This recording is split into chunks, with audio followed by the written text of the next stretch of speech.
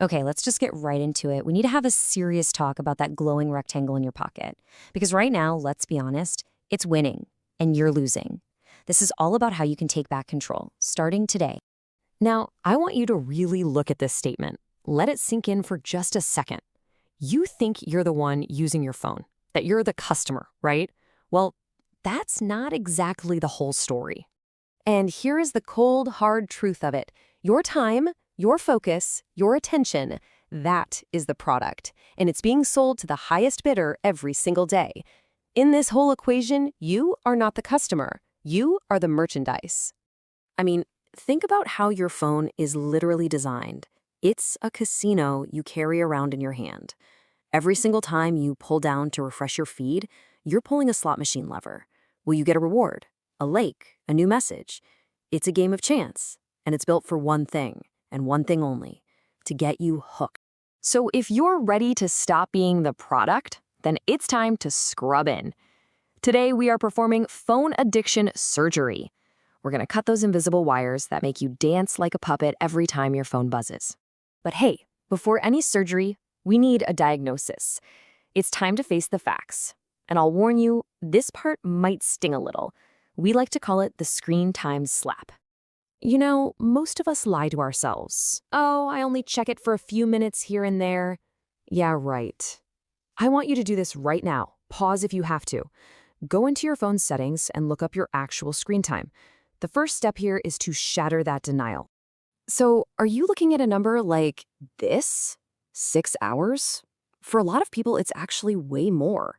That is a quarter of your entire day. That's a part-time job spent just staring at a screen, usually getting nothing important done. That's the first part of the slap. And here comes the second part of the slap. The average person unlocks their phone over 90 times a day. Just think about what that means. Your focus, your concentration is being shattered into tiny pieces once every 10 minutes. How could you possibly do deep work or be truly present with that going on? Okay, diagnosis complete. We've faced the ugly truth. Now let's move on to our first treatment. The goal isn't to fight your phone head on. It's way simpler. We're going to make it completely and utterly boring. Just look at the difference here. Those bright, vibrant app icons, those little red notification dots, that's pure eye candy. It's engineered to hijack your brain's reward system. But when you switch your phone to grayscale, you take away that visual drug. The casino loses all its flashing lights, and suddenly that desperate craving to scroll just dies. All right, on to treatment number 2. This one is all about defending your most important sanctuary from this digital invasion, your bedroom. It's a really simple 2-step procedure. First, the phone does not sleep where you sleep.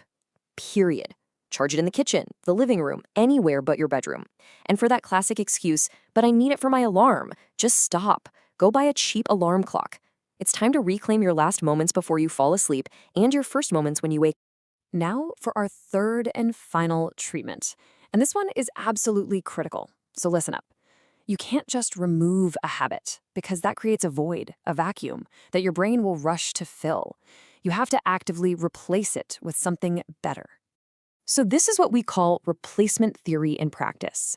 When that urge to mindlessly scroll hits you, you immediately pivot and do a new action. Got the itch to check Instagram? Drop and do 10 push-ups. Feel the need to just browse endlessly?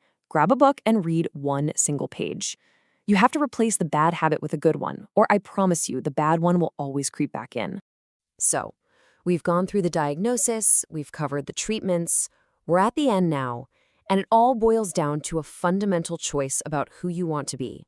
This is the perfect way to think about it. Your phone is supposed to be a tool, like a hammer, incredibly useful when you need it, but our current behavior is just absurd. You wouldn't hit yourself in the face with a hammer 90 times a day, right? So why are you letting your phone do that to your focus? So it really comes down to this, a crystal clear choice, right here, right now. You can continue to be a slave to the algorithm, reacting to every little ping and dancing for those little dopamine hits. Or you can choose to become the master of your own attention. So make the declaration. Decide that you will wield your tools, not be wielded by them. Your focus is your power. It's time to take it back. You are the master.